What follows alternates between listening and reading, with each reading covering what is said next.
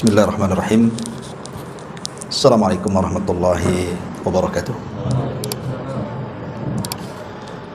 Alhamdulillah wassalatu wassalamu ala rasulillah wa ala alihi wa sahbihi wa mawalah wa la hawla wa la quwata illa billahi wa ba'du. Alhamdulillah, segala puja dan puji hanya milik Allah Jalla fi'ula. Salawat dan juga salam kita hadiahkan kepada Rasul kita Nabi besar Muhammad sallallahu alaihi wa ala alihi wasallam.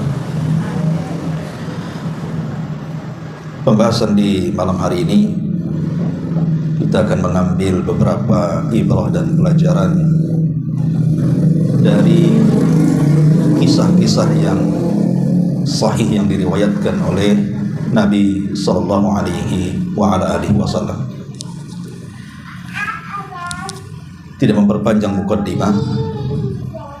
Yang pertama, sebuah kisah yang disebutkan oleh Nabi sallallahu alaihi wasallam di dalam Sahih Muslim. Nabi sallallahu alaihi wasallam menceritakan tentang umat terdahulu. Tidak diketahui kapan zamannya dan di mana tempatnya, dan itu tidak penting, karena Nabi sallallahu alaihi wasallam menceritakan kisah ini supaya diambil manfaat, pelajaran dan ibrah yang terdapat dalam kisah itu. Jadi satu hari ada seorang anak muda yang sedang berjalan di pesawahan. Tiba-tiba kemudian ada suara dari atas langit, di balik awan, dan suara itu mengatakan, iski hadiqata fulan, hujani kebunnya si fulan ibn fulan. Jadi anak muda ini melirik ke kanan, tidak ada orang. Melirik ke kiri, tidak ada orang. Melirik ke belakang juga tidak ada orang, apalagi di depannya. Dia pengen tahu siapa yang mengatakan seperti itu. Rupanya suara itu berasal di balik awan hitam yang sedang berjalan. Di mana di balik awan itu ada suara dan mengatakan, iski hadiqata fulan, hujani kebunnya si fulan. Akhirnya kemudian dia penasaran, dia mengikuti awan hitam yang terus berjalan, diikuti awan itu, sampai pada akhirnya awan itu kemudian berhenti di sebuah ladang. Jadi ada satu petak ladang di situ. Tiba-tiba kemudian dari awan hitam itu turun hujan yang sangat deras. Anehnya hujan itu tidak menghujani ladang di sekitarnya, hanya satu petak ladang itu saja yang dihujani. Sampai ketika selesai hujan dan awan pun pergi, dia ingin menunggu siapa pemilik satu petak ladang itu. Kok bisa terjadi keajaiban seperti itu? Akhirnya setelah lama dia menunggu, datanglah pemilik ladang itu. Kemudian anak muda ini bertanya tentang namanya. Siapa namamu? Apakah engkau pemilik ladang ini? Kemudian orang ini mengatakan, ya, ini ladangku dan namaku fulan ibnu fulan. Terperanjat anak muda itu, karena nama itu yang disebut-sebut dari balik awan. Akhirnya kemudian anak muda ini penasaran dan menceritakan kejadian yang dia alami. Kemudian dia mengatakan kepada pemilik ladang, apa yang kau lakukan dengan ladangmu ini? Akhirnya kemudian pemilik ladang mengatakan, sesungguhnya aku menanam tanaman di sini sampai menghasilkan. Kemudian hasilku kubagi menjadi 3. Sepertiga aku sedekahkan, sepertiga aku berikan makan untuk keluarga, dan sepertiga aku balikkan ke ladang sebagai bibit baru tanaman. Dari situ anak muda baru paham bahwa Allah subhanahu wa ta'ala memberikan karamah kepada pemilik ladang itu karena orang itu orang soleh yang suka bersedekah. Makanya Allah subhanahu wa ta'ala membuat karamah, dan karamah itu sebuah keanehan yang tidak biasa manusia mendapatkannya dari Allah kecuali mereka adalah wali-walinya.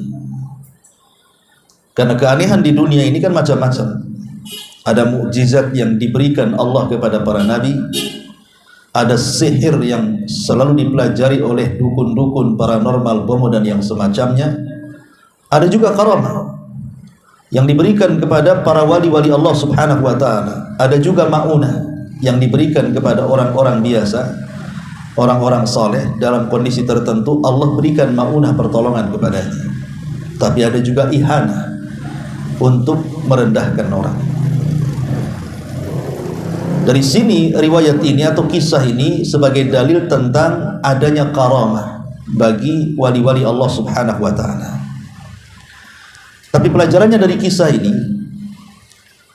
pemilik ladang ini kalau kita perhatikan, semua kekayaan yang ditanam di ladang itu sebenarnya semua disedekahkan oleh dia.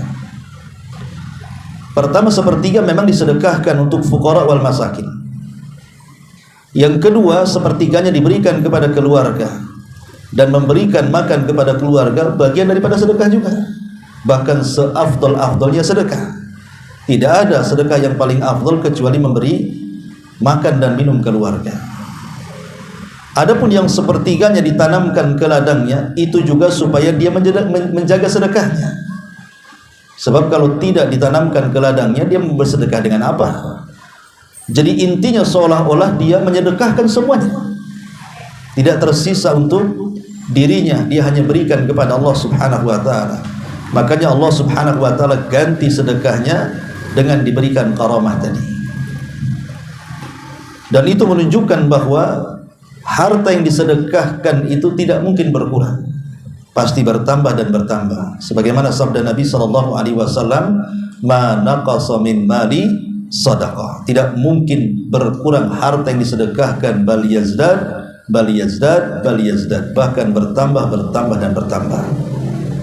Ini kisah yang pertama tentang keutamaan sedekah.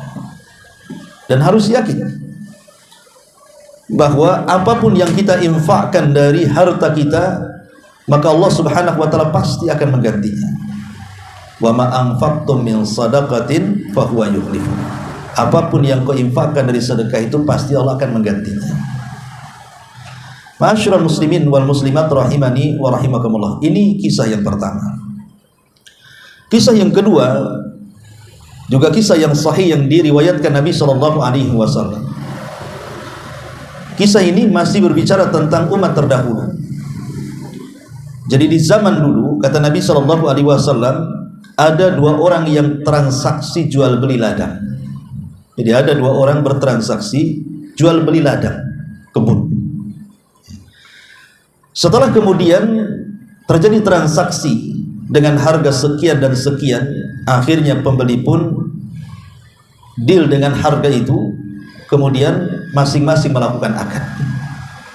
Maka terjuallah kebun itu kepada salah satu dari keduanya, dan salah satu dari keduanya mendapatkan uang dari hasil penjualannya.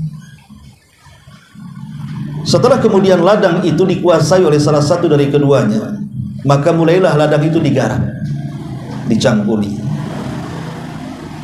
Tiba-tiba satu hari ketika dia sedang menggarap ladangnya, tercangkulah satu kotak harta karun. Jadi ketika dia menggali, kok ada semacam kotak dari besi. Kemudian digali, rupanya isinya adalah harta yang banyak. Emas, perak, macam-macam ada di dalam kotak itu. Dan kalau seandainya kotak itu dijual, harta sebanyak itu cukup untuk hidup dia dan keturunannya. Bisa merubah kehidupannya dalam sekejap, bisa menjadi kaya. Subhanallah ya. Jadi dia membeli kebun, setelah kemudian digarap menemukan kotak, rupanya isinya harta karun yang luar biasa, yang kalau dia mau dia jual itu harta karun, bisa merubah kehidupan yang tadinya miskin jadi kaya raya. Tetapi dia tidak mau menguasainya. Dia teringat kepada pemilik kebun. Kemudian dia mendatangi pemilik kebun yang menjual kebunnya kepada dia, dan dia menyerahkan harta sebanyak itu kepada pemilik kebun yang pertama. Kemudian dia mengatakan, "Aku hanya membeli kebun. adapun harta ini tidak ada dalam transaksi itu, maka aku kembalikan kepadamu. Tiba-tiba pemilik kebun mengatakan, tidak, aku sudah menjual kebunku kepadamu, maka ambillah harta itu karena itu milikmu. Subhanallah. Yang satu orangnya soleh, yang satu orangnya amanah. Yang membeli kebun itu orangnya amanah. Ini bukan hak dia, saya hanya beli kebun. Kenapa pula ada harta karunnya? Maka saking amanahnya, dia datang kepada orang yang punya kebun dan hendak mengembalikan harta karun karena dia hanya membeli kebun. Tetapi orang pemilik kebun juga orang saleh. Dia mengatakan, tidak, saya sudah jual kebunku kepadamu, ambil semua isinya. Akhirnya saling dorong-dorongan, ambillah.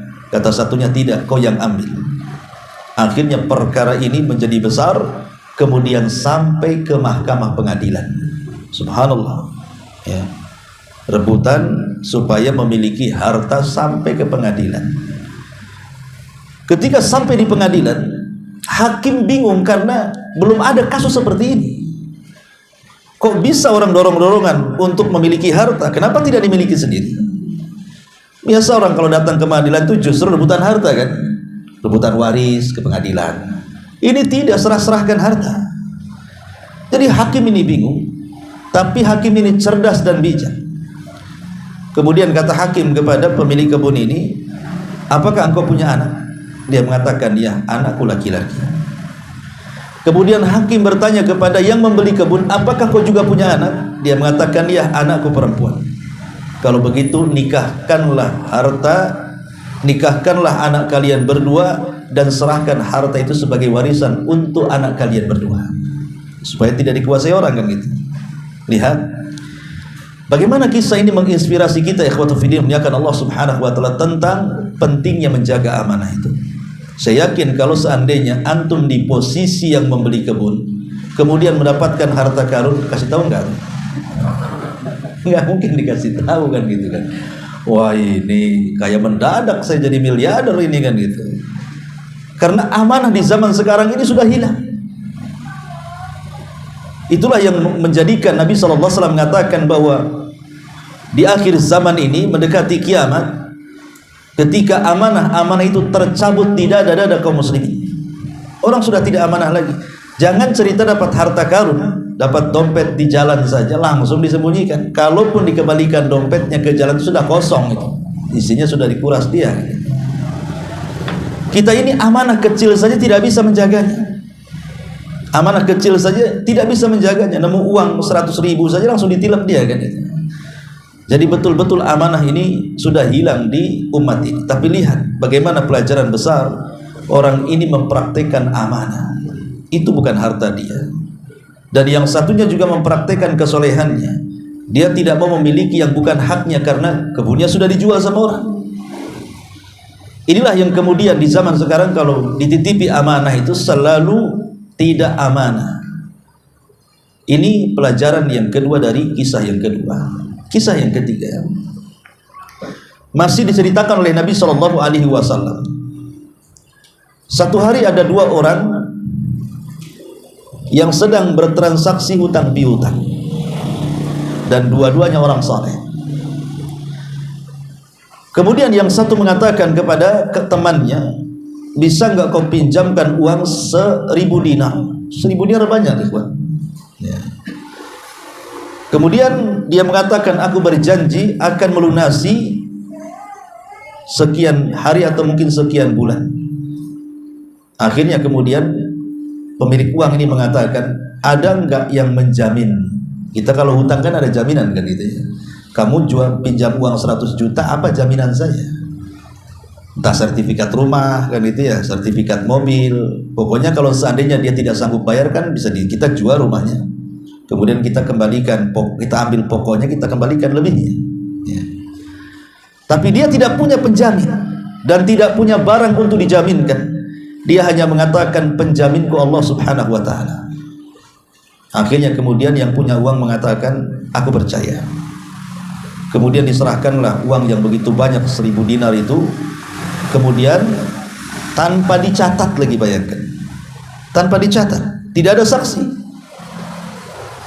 Dan ini kan membahayakan dan riskan kan gitu ya. Kalau menghutangi seseorang, tidak ada saksi, tidak ada catatan, tidak ada jaminan, bisa saja dibawa kabur kan. Tapi saking percayanya, akhirnya dikasihkanlah uang yang 1000 dinar itu. Akhirnya kemudian ketika sudah waktu pengembalian itu sampai, maka dia pun sebagai bukti amanah ingin mengembalikan, dia pun mendatangi orang yang sudah meminjamkan uangnya sebagai bentuk al-wafa. Wafa itu artinya ingin membalas kebaikannya. Dia lebihkan apa? Pembayarannya. Masalahnya begini, rumah yang berhutang dengan rumah yang menghutangi itu terpisah dengan sungai. Dengan sungai yang sangat lebar sekali, dan tidak bisa untuk menyeberang kecuali dengan perahu. Maka hari itu dia pun segera menyiapkan uangnya, kemudian dia pun berjalan sampai di tepian sungai itu. Qadarullah, biasanya selalu ada perahu. Biasanya selalu ada perahu gitu kan. Allah takdirkan hari itu tidak ada perahu. Sementara dia sudah takut kepada Allah Subhanahu wa taala, sudah cemas. Karena hari itu adalah hari pengembalian masalahnya. Lah sementara pemilik uang juga sudah menunggu di seberang sungai, sedang menunggu gitu kan, sama-sama cemas gitu ya. Yang akan memberikan uang sebagai pengembalian juga cemas karena takut kepada Allah. Hari itu adalah hari pembayaran. Bagaimana kalau seandainya tidak ada kapal, berarti dia tidak amanah. Sementara pemilik uang juga cemas, apakah akan dibayar atau tidak. Dia menunggu saja di tepi sungai, jadi sama-sama menunggu tuh di situ. Akhirnya kemudian setelah ditunggu lama, kok juga tidak ada kapal, sementara waktu sudah berjalan. Akhirnya kemudian dengan rasa takut kepada Allah Subhanahu wa taala, dia pun kemudian berinisiatif mengambil sepotong kayu. Kemudian sepotong kayu itu dibelah, kemudian diselipkanlah di sepotong kayu uang 1000 dinar itu. Kemudian dia mencatat surat bahwa ini sebagai bukti pembayaran, karena hari ini adalah hari terakhir jatuh tempo pembayaran. Kemudian diselipkan uang dan surat dalam kayu itu, kemudian dilempar ke sungai. Lah orang pemilik uang ini yang menunggu-nunggu uangnya, dia pun sudah putus asa, kok sudah jam segini kok belum datang-datang orang itu. Akhirnya dia mengatakan, oh boleh jadi mungkin tidak hari ini, mungkin besok. Tapi karena dia pulang tidak mau tangan kosong, dia pun mencari kayu bakar. Tiba-tiba dia melihat ada kayu di sungai, maka dia lantas kemudian mengambil kayu itu, karena kayu itu bagus untuk kayu bakar, dibawalah pulang ke rumahnya. Sampai di rumahnya, maka dia membelah kayu itu. Maka kagetlah bukan kepalang, bagaimana dalam kayu itu ada uang 1000 dinar dan ada surat di situ. Rupanya dia paham bahwa saudaranya yang telah meminjam uang sudah membayar. Lah orang yang mengembalikan uang itu tidak tahu kalau uangnya sudah sampai. Maka dia pun menyediakan uang lagi 1000 dinar untuk dibayarkan. Tapi ketika kemudian ketemu dengan orang itu, dia mengatakan, tidak usah kau bayar, karena uang yang 1000 dinar sudah aku dapatkan dari kamu lewat kayu yang kau hanyutkan. Subhanallah kan. Kisah ini luar biasa ya, Fiddin. Sebenarnya orang yang punya uang ini bisa saja mengelak kan. Dia berbohong kan, karena kan kayu itu dihanyutkan. Bisa saja entah kayu itu entah berantah kemana kan itu. Bisa saja kemudian dia minta lagi 1000, akhirnya dapat 2000. Tapi saking amanahnya, dia mengatakan tidak usah, aku kembalikan uang yang 1000 ini, karena hutangmu sudah lunas. Lihat bagaimana Allah Subhanahu wa taala betul-betul membuat keajaiban kepada orang-orang yang senantiasa amanah. Bagaimana Allah Subhanahu wa taala bisa melindungi uang yang dihanyutkan lewat kayu itu, coba. Kalau bukan ini sebuah karamah. Ini sebuah keajaiban yang Allah Subhanahu wa taala berikan kepada orang-orang yang amanah. Makanya orang-orang yang amanah itu dalam kehidupannya pasti banyak keajaiban. Ikhwatu fiddin, muliakan Allah Azza wa Jalla. Pasti akan banyak keajaiban. Allah Subhanahu wa taala akan berikan rizki dari arah yang tidak disangka-sangka. Tapi di zaman sekarang justru menganggap bahwa bertambahnya dunia itu ketika dia curang. Dia pikir kalau curang itu makin banyak uangnya kan gitu. Seperti pedagang ketika dia mengganjal timbangan, mengurang-urang takaran, mengurang-urang meteran, dia pikir dengan seperti itu dia meraup keuntungan yang banyak. Salah, justru dengan seperti itu dia merugikan kehidupannya, karena walaupun boleh jadi secara uang dia bertambah, tapi barokahnya tidak ada. Karena itu bukan hak dia. Dia sudah mencuri hak orang lain. Nah, ini diantara kisah yang luar biasa. Kemudian yang keempat, ya, masih dari Nabi SAW, beliau mengkisahkan kisah tentang seorang nenek di zaman Bani Israel.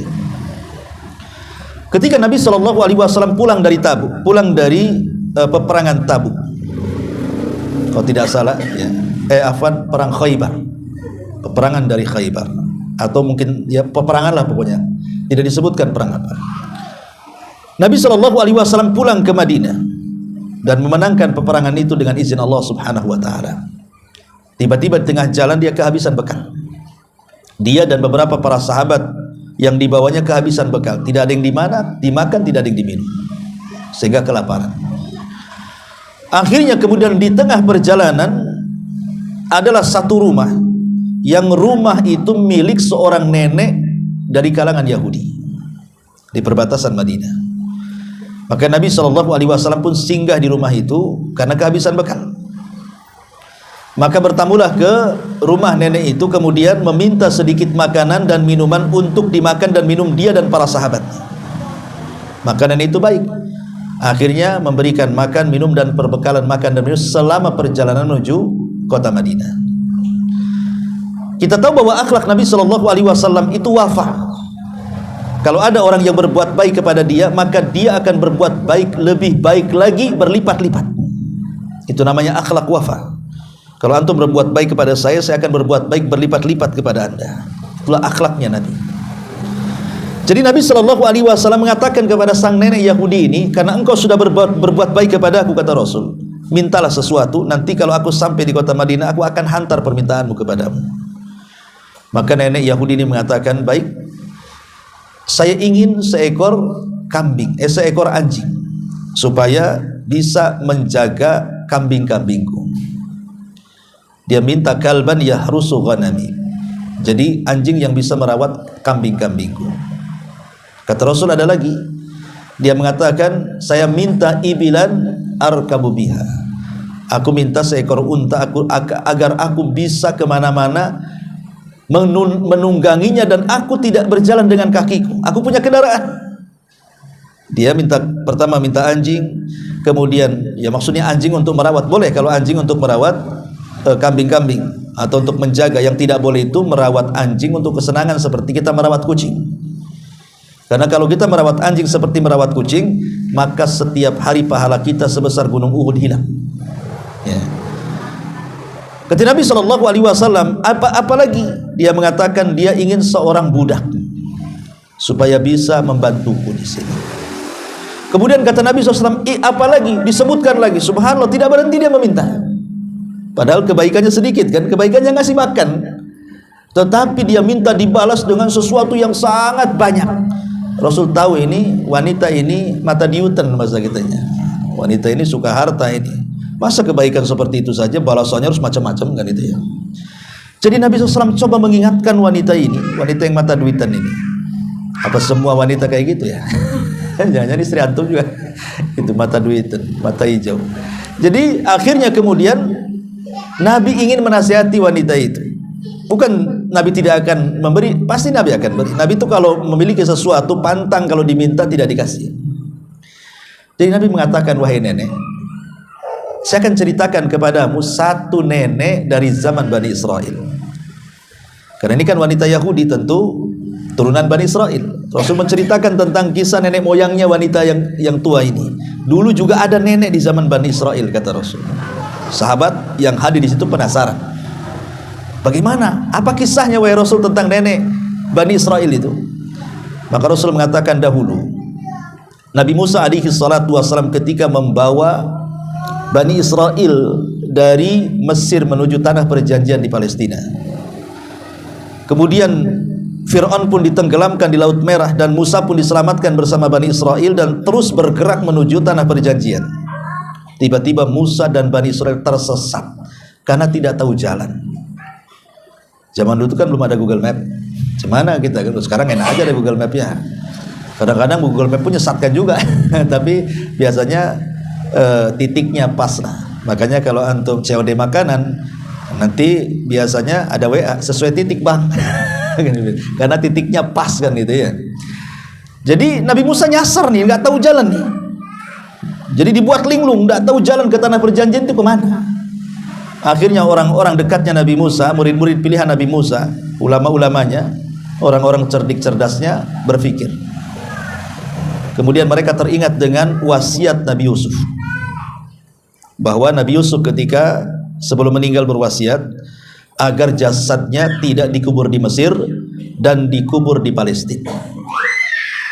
Jadi mereka menyampaikan kepada Nabi Musa, ya, bahwa tersesatnya kita itu karena ada satu wasiat Nabi Yusuf, kakek buyutnya, yang belum terlaksana. Kata Nabi Musa apa? Memindahkan jasadnya dari Mesir ke Palestina. Dari situ kemudian Nabi Musa pun berusaha mencari kuburannya Nabi Yusuf di mana. Lah ketika itu kebetulan tidak ada yang tahu letak kuburan secara persis dan pasti kecuali seorang nenek tua Bani Israel. Dia tahu di mana letak kuburan itu. Akhirnya Nabi Musa berdialog dengan nenek itu, "Nek, tunjukkan kepada kami di mana kuburan Yusuf." Kata nenek itu, "Oh, enggak bisa. Masa gratis gitu saja," katanya. "Ya harus ada bayarannya." Bahasa Jawanya wani piro. Ya. Jadi akhirnya kemudian Nabi Musa alaihi salatu wasallam mengatakan, "Apa imbalanmu wahai nenek kalau seandainya kau menunjukkan kuburan itu?" Maka nenek itu mengatakan, "Tidak banyak-banyak imbalanku. Saya hanya ingin menemanimu wahai Musa di sorga." Kaget tuh Nabi Musa. Ya, hanya nunjukkan kuburan saja pengen masuk sorga, menjadi temannya lagi di sorga. Ya, Nabi Musa tidak punya kuasa seperti itu. Akhirnya kemudian Musa pun terdiam bengong, kok permintaannya aneh. Dikira mau minta dunia, tidak, dia minta akhirat. Maka Jibril pun diutus oleh Allah Subhanahu wa taala kemudian memberitahu bahwa Allah sudah mengizinkannya. Akhirnya kemudian Musa mengatakan, "Baik, engkau akan masuk sorga dan akan menjadi temanku di sorga, tapi tunjukkan di mana kuburannya." Setelah ketemu kuburannya digali dan betul itu jasadnya Nabi Yusuf, karena bagaimanapun jasad para nabi itu tidak mungkin dimakan tanah. Ya, kalau seandainya kita gali kuburan Rasul hari ini, maka jasadnya tidak akan berubah. Dan itu semua para nabi seperti itu. Ingat Nabi Sulaiman ketika sudah meninggal di singgasananya bertahun-tahun, jasadnya seperti itu saja sehingga jin menyangka Sulaiman belum mati. Ya, karena tidak ada bau yang menyengat dari jasadnya. Itulah Allah menjaga jasad para nabi. Setelah kemudian jasadnya dibawa, maka Allah Subhanahu wa taala akhirnya tidak lagi menyesatkan perjalanannya, dan mereka pun tahu jalan kemana arah menuju tanah perjanjian itu. Lah setelah Nabi SAW menceritakan kepada nenek Yahudi itu, terdiam nenek Yahudi itu. Apa pelajarannya di sini? Seolah-olah Rasul mengatakan, "Nek, kau ini sudah tua, ngapain pula minta-minta dunia? Lihat nih ada nenek Bani Israel. Dia tidak ingin dunia, dia hanya ingin sorga saja. Harusnya kamu seperti dia," gitu maksudnya. Artinya orang kalau sudah tua itu sudahlah, jangan cerita dunia. Kalau sudah tua itu apalagi sudah mendekati ajalnya, pikirkan dia tentang akhiratnya. Kenapa sih mikir dunia saja? Dan itu yang banyak di masyarakat. Coba lihat orang-orang yang Allah bentangkan kekayaan itu, yang dari kecil dari jadi pengusaha sampai dia tua juga tetap jadi pengusaha dan berkembang uangnya dan juga dunianya. Terkadang sudah tua, harta sudah banyak yang kalau dimakan anak cucunya cukup bagi mereka, mereka masih kurang puas kan. Ada orang yang sudah 60-70 tahun itu masih saja pengen mengembangkan kekayaannya. Yang harusnya orang seperti ini, kata Imam Ibnu Hazm, orang kalau sudah tua itu hendaknya banyak duduk di masjid, berzikir kepada Allah Subhanahu wa taala, menanti kematian dalam ibadah kepadanya, bukan semakin tua semakin melebarkan sayap dunianya sehingga tidak tahu di mana kematiannya, apakah dia husnul khotimah atau sul khotimah. Jadi Nabi SAW memberikan pelajaran kepada kita, kepada nenek Yahudi itu dengan menceritakan nenek kisah jawaban Bani Israel. Harusnya seperti kamu itu loh, harus mikir akhirat seperti nenek itu yang mikir surga. Kok kamu mikir ini mikir itu, dunia aja. Itu menunjukkan bahwa itulah orang Yahudi. Orang Yahudi itu mereka lebih rakus kepada dunia dibandingkan akhiratnya. Ma'asyiral muslimin yang muslimat yang dimuliakan Allah Subhanahu wa taala. Ya. Kemudian kisah yang terakhir yang dikisahkan Nabi sallallahu alaihi wa ala alihi wasallam. Ma'asyiral muslimin yang dimuliakan Allah Subhanahu wa taala. Satu hari Nabi sallallahu alaihi wasallam bercerita tentang kisah di zaman Nabi Musa. Karena ketika itu Rasul lewat, ada dua sahabat yang sedang bertengkar. Lah dua sahabat ini sedang bertengkar, rupanya dua-duanya sedang berbicara soal nasab. Yang satu mengatakan, tahukah kamu saya ini turunan siapa? Sebutkanlah bapak nenek moyangnya itu. Saya anak fulan bin fulan bin fulan bin fulan bin fulan, disebutkan. Orang Arab kan hafal nasab, ikhwan. Orang Arab itu kecil-kecil pun sudah tahu dia nama bapaknya, nama kakeknya, nama buyutnya, nama buyut-buyutnya mereka tahu. Walaupun masih kecil-kecil. Kalau kita ini jangan cerita kakek buyut keempat kelima, kakek buyut kedua saja bingung kita ini. Siapa yang nama kakek saya ini? Yang lebih parah lagi, bapaknya dia hafal namanya, kakeknya pula tak hafal, lupa dia. Ya, karena kita tidak berbangga dengan nasab kan gitu ya. Kecuali orang-orang tertentu lah yang mungkin hidup di keraton-keraton gitu ya, yang di daerah banyak keratonnya, biasanya mereka suka menghafal silsilah biasanya. Tapi kita ini orang awam, ya udahlah, yang penting bisa makan ya. Soal kakek buyut itu terserah lah kan itu. Tapi orang Arab itu mereka perhatian dengan nasab. Jadi yang satu dengan bangga nasabnya disebutkan dari bapaknya, kakeknya, buyutnya. Tiba-tiba dia mengatakan kepada kawannya, amma antal fala ummalak. Adapun kamu saya yakin tidak sehebat moyangku, katanya. Lah ketika itu Rasul lewat di situ, melihat ada dua sahabat yang sedang berbangga-bangga dengan nasab, dan itu kan tradisi jahiliyah. Makanya Rasul mengatakan arbaun min umuril jahiliyati la yatrukuhun. Ada 4 perkara termasuk perkara-perkara jahiliyah yang kalian tidak bisa tinggalkan. Salah satunya al-fakhru bil ansab, berbangga dengan nasab. Setelah Nabi SAW mendengar dua orang ini berbangga-bangga dengan nasab keduanya, Rasul kemudian berhenti di antara keduanya, kemudian menceritakan tentang kisah dua orang di zaman Nabi Musa, Bani Israel, di mana dua orang ini tiba-tiba kemudian berbangga dengan nasab yang mengatakan, tahukah kamu siapa saya? Kemudian dia mengatakan, saya anaknya fulan, dan fulan anaknya fulan, dan fulan anaknya fulan, terus sampai 9 kakek buyutnya disebut.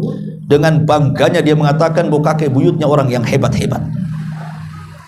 Kemudian setelah dia sebutkan 9 kakek buyutnya yang menurut dia adalah mereka orang yang hebat-hebat, dia mulai mencela kawannya dan mengatakan, sebutkan nasabmu, saya yakin nasabmu tidak sehebat aku. Ini kawannya ini orang baik, dia tidak suka berbangga dengan nasab.